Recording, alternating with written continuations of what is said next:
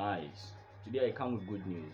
Yes, I do come with good news. This video is going to be divided into 3 sections, right? The first section is the first good news, second section is the second good news, and the third section is a story. So yes, the first section, first good news. I bought my instant account. The money we saved last 2 weeks or last week, yeah, last 2 weeks. But then spend it, bought the instant account. That's the first step to the master plan, the major plan, right? Second good news is Bitcoin rose to 73k, Toncoin rose to $1.46, right? So then Toncoin was around 0 point something, and now it's 1.46. Bitcoin was around 68, 69. That's when I was buying Bitcoin, right? But then it's now 73. I think now it's less, but then rose to 73k. The good news is I was able to know this would happen, even though I made an insignificant profit of it. The good news is I was able to know this would happen. I knew it would happen. That's why I did that. So imagine if I had millions, I would have made millions, right? Third good news, the story, right? Hope you're ready. Once upon a time, they lived a city, right? Let's call this city Umat, right? Umat. And then in Umat, you would want to buy stuff. When you want to buy stuff, you buy it with gold. You want to buy Zinabu's gobe, you buy it with gold. When you want to buy Chef One, gold. When you want to buy the cocoa, gold. When you want to buy Tobet, it's gold, right? Antiama, gold. Wachi, gold. Check gold. So you have to carry gold on you anytime you want to buy something. And it became tiresome because gold is not portable. Imagine you want to buy what do I say? Imagine you want to buy cocoa for all your roommates, right? All your roommates give you gold to buy cocoa. How will you carry it? Carrying it is tiresome. And then going to the cocoa seller, giving her all the gold, buying a lot of cocoa, right? It became tiresome because if the cocoa seller didn't even know where to store the gold, because it became plenty, people were stealing the gold, right? So then the BC decided to create an institution where they would store people's gold for them. So you would send your gold to the BC, and then he would store it for you and give you a paper that shows that you have this amount of gold with them. You understand? And then this paper was what Umat now used to buy stuff. So this is now Umat's currency. This paper showed I have 10 gold with BC, I have 50 gold with BC. You understand? And then now money became portable. You understand? Because of the time the BC realized, oh yeah, Umat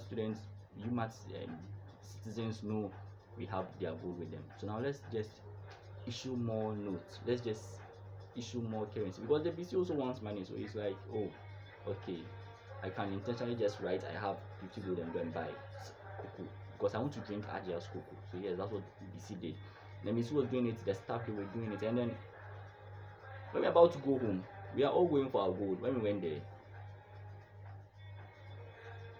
there's no gold, or there's not enough gold for us. The amount of currency circulating in the system is not equal to the amount of gold with BC. You understand? And that was how the bank collapsed. That thing is what a bank is.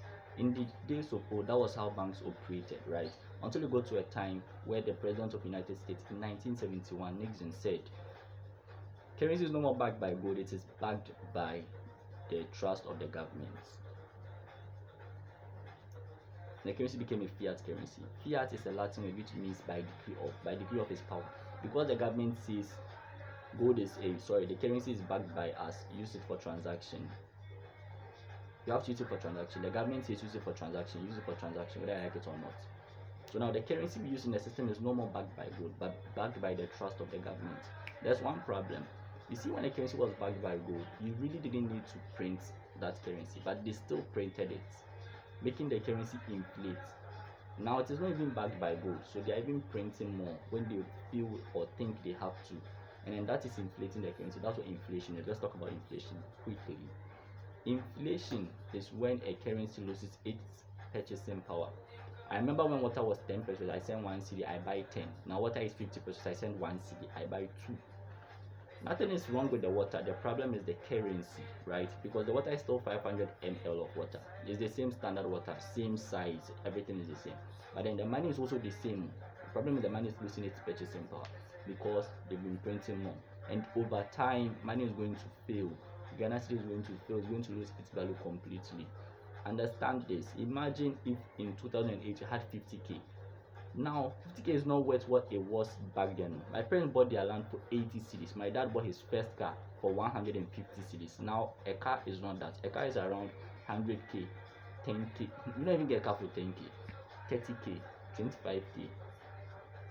That is what inflation is. So then you can't work, become an engineer, have money and store your money in a currency that it is depreciating over time. This is why Bitcoin exists. This is how Bitcoin came about. Do more research on Bitcoin. Understand why people buy Bitcoin, because Bitcoin is capped to 21 million. Bitcoin is fixed. Bitcoin is not controlled by any government. You can't print more Bitcoin. You understand? Wait here. Yes, you can't print more Bitcoin. You really can't. Oh, this is a very beautiful place. Let me tell you some currencies that have failed. Iran Real has failed. Argentine Peso. Bolivar, the Venezuela Bolivar has failed. Russian Ruble failed. German Mark failed. Currencies have failed. $1 is 1,446 naira. Imagine if you lived in a country like that. Could you really survive?